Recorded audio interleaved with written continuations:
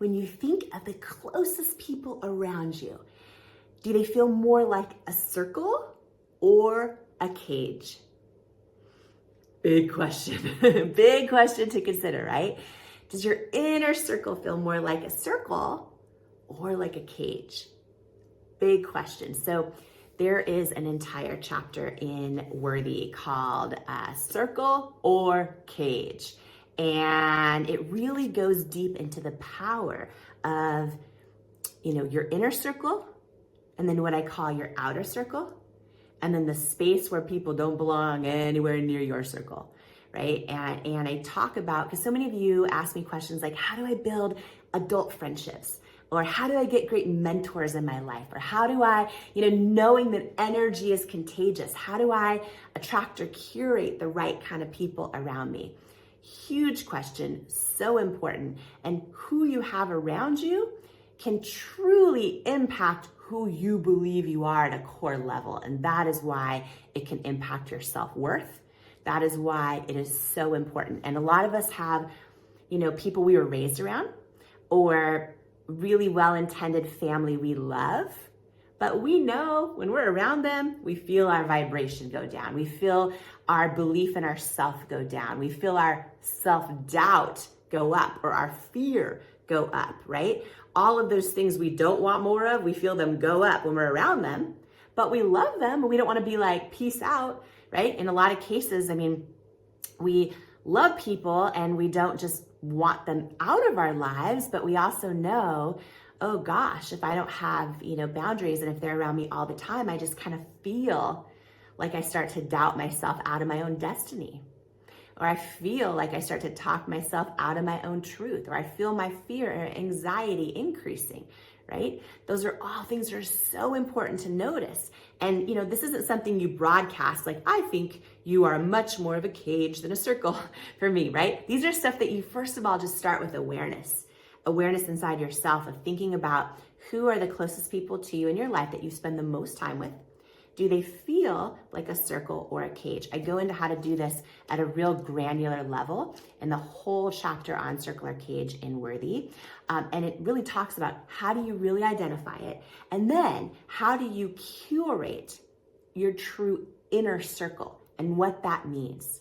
What does that mean to have a true inner circle? Which, by the way, your circle could be 2 people.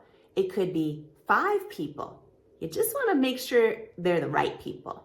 Right? So how do you truly curate your inner circle? And that might mean existing people in your life that are part of it. It may mean you need to get another person or 2 in there that's the kind of person you want in your inner circle. And then how do you establish more of an outer circle, which is people that you want in your life, but they might be in specific or limited capacities, right?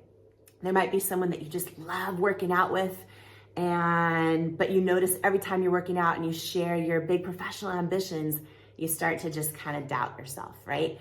And they don't get it, or they, see your ideas through the lens of their own fear or their own limiting belief, right? So it talks about, okay, well, maybe that's a person that's more in your outer circle that you bond with at the gym, you get the reps in together. Maybe you talk about what's going on The Bachelor tonight, or who won the NFL game this weekend, or whatever it might be.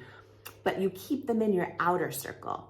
You don't share those, core big goals and dreams and hopes and ideas, because if you do, their self-doubt is going to stick to you, right?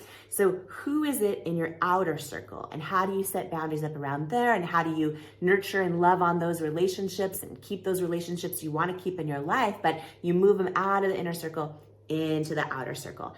And then I go deep in here in Circle or Cage, which is one of the chapters, one of the more than 20 tools in Worthy on how to build self-worth. I go deep into how do you truly identify if a person should be nowhere near your circle at all? And then what do you do about it, especially if they are loved ones, friends, family, etc. So this is super, super important. I shared an excerpt from Worthy on my Instagram and social recently, and it just went bananas. People sharing it like wildfire. And I think it's because so many of us can identify with this. And it's a definition really of what your inner circle should feel like. Because I'm gonna share it with you in a second, but here's what I wanna say. When we eat Cheetos, we get residue, orange residue on our fingers. When we drink blue Slurpee, our tongue turns blue from the blue residue, right? When we eat a food of a particular color, our tongue might get the residue of that food. Well, that's real physical residue we can see. There's also emotional residue, which is when you spend time around people, how do you feel after? Their emotional residue sticks to you. So if you walk into a room and you're like, I do not feel welcome, or these people are mean, or the vibration's low, or whatever it might be, and you leave that room, you kind of feel that emotional residue sticking to you, and you just want to shake it off. Emotional residue is a real thing. It's so important. I go deep into it in Worthy. And here's what I want to share about your inner circle. I'm going to read it to you from an excerpt from the book, okay? Your inner circle should feel like a hug and taste like freedom. It should be a place you can exhale, where you can mess up, get it wrong, cry it out, all with the unshakable certainty that love won't be withheld from you if you do. That is how your inner circle should feel.